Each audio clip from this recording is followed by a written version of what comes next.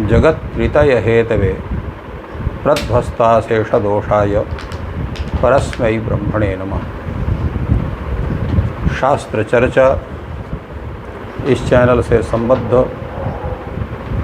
सभी विद्वद्गण, सभी जिज्ञासु छात्रवृंद, सहृदय सज्जन वृंद, आप सभी का मनुस्मृति के इस विचार परंपरा में स्वागत है।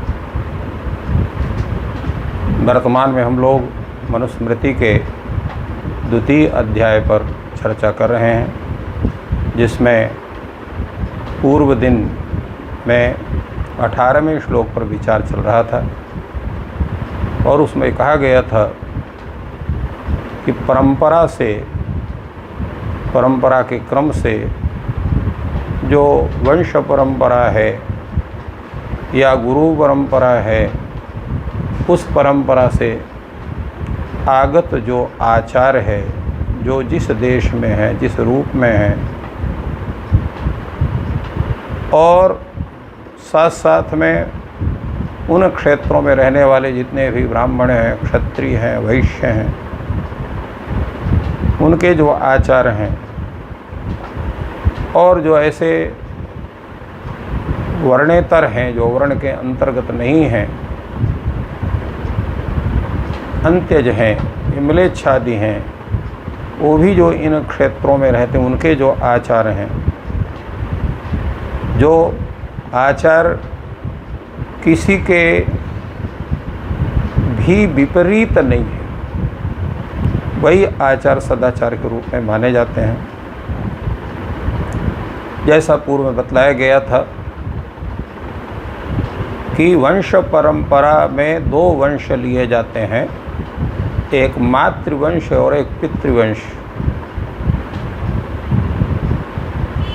पितृवंश में 7 पीढ़ी ऊपर के और मातृवंश में 5 पीढ़ी ऊपर के जो हैं, वे उस वंश परंपरा के अंतर्गत आते हैं। ऊर्ध्वम सप्तमात् पितृबंधुभ्यो मातृबंधुभ्यश्च पंचमात्। तो इसलिए उस देश में, उस कुल में, उस जाति में जो अविरुद्ध, शास्त्र अविरुद्ध जो आचार हैं, वही सदाचार के अंतर्गत गृहीत होंगे। इसलिए जो पवित्र देश हैं, उनमें यहाँ तक बतलाया जाता है अपना बंधु ही है, अपना पुत्र भ्रातृव्यादि हैं, किंतु अगर उनका उपनीत संस्कार नहीं हुआ है तो उनके साथ भोजन को में आचार को धर्म के रूप में गृहीत नहीं होता है। इसलिए स्मृति विरुद्ध आचार में कोई प्रमाण नहीं है, क्योंकि परम प्रमाण कौन माना जाता है? वेद माना जाता है। जो हमारे सदाचार हैं, कभी कभी ये होता है किसी को स्मृति का, श्रुति के वाक्य स्मरण में नहीं होते हैं, तो वो जो पुनीत आचार है उससे स्मृति का अनुमान होता है कि किसी न किसी स्मृति में इस सदाचार के संबद्ध में कहा गया होगा। इसलिए यह सदाचार, यह आचार हमारे इस परंपरा में विद्यमान हैं और स्मृति के वचन के द्वारा श्रुति का अनुमान किया जाता है कि स्मृति में कहा तो किसी न किसी वेद में भी इसका उल्लेख अवश्य होगा। तो आचार से स्मृति का अनुमान करना चाहिए और स्मृति से श्रुति का स्मरण करना चाहिए। और स्मृति जो है वो अव्यवहित रूप से श्रुति का अनुमापन करती है। अगर कोई ऐसी स्मृति है जो वेद के विरुद्ध है तो वो प्रमाण के रूप में गृहीत नहीं होती है। इसलिए कहीं कहीं ऐसा स्थल है, दक्षिणे मातुली कन्या, दक्षिण भारत में मामा के लड़की का विवाह करने की पद्धति वहाँ पर है, वहाँ परंपरा है। उत्तर भारत में ये नहीं है। उत्तर भारत में ये तीनों को सगा कहा गया है, सगे संबंधी के। उसमें मामा का पुत्र या पुत्री और इसी प्रकार बुआ की पुत्र या पुत्री, ये दोनों वंशों के वो सगे माने गए, इसलिए उनमें विवाह आदि संस्कार उत्तर आदि भारत में नहीं होता, लेकिन दक्षिण भारत में है, वो आचार वहाँ विद्यमान है। रूपवती मातुल कन्याम कामराज भयात ऊढ़ बनता है, ऐसा भी प्रयोग मिलता है। परंतु जो विद्वान है वो ऐसा नहीं कहते हैं।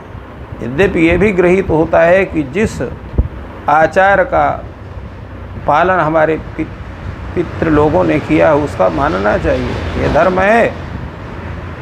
परंतु इसके विषय में भी जो है शास्त्र का आचार है, अगर वो शास्त्र में उसका उल्लेख है तो उसको पालन करना चाहिए, नहीं है तो उसके लिए नहीं करना चाहिए। क्योंकि कुमारिल भट्ट कहते हैं विरुद्धाचा विगीताचा दृष्टार्था दृष्ट कारणा स्मृतिर्न श्रुति मूला साद या चैषा संभव श्रुति ही। जो श्रुति स्मृति से विरुद्ध है, जो निंदित आचार है और जिनके कारण जो हैं उनके परिणाम देखे गए हैं, ऐसी जो स्मृति है वो श्रुति का मूल नहीं कहा जा सकता।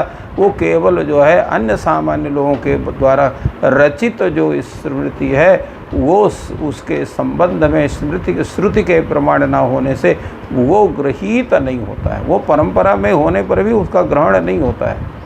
इसलिए ये कहा गया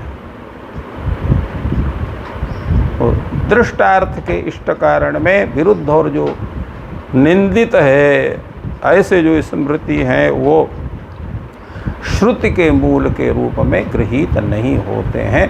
ये बातें सदाचार के विषय में उल्लेख है। इसलिए जो स्मृति और श्रुति के अविरुद्ध जो परंपरा से समागत जो आचार है वही सदाचार के रूप में गृहीत होता है, चाहे वो चारों वर्णों के हों और चाहे जो वर्णेतर जो हैं, वर्ण से रहित जो हैं उनके जो आचार हैं, वो भी अगर इन देशों में रहते हैं, ब्रह्मावर्त में रहते हैं, तो उनके वो आचार सामान्य हैं।